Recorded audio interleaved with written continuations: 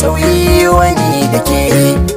Da dai mun yi alkawar zamu rayu amma a yanzu kin salwantar. Gane lokaci ya zo da sauyi wani da ke. Da dai mun yi alkawar zamu rayu amma a yanzu kin salwantar. Sabo tirke na wawa haka Bahaushe ya saba cewa, sannan sabo ya sanya na sake raina babu cirewa. Sabo yana sa a zauce duka tunani a yi mantawa.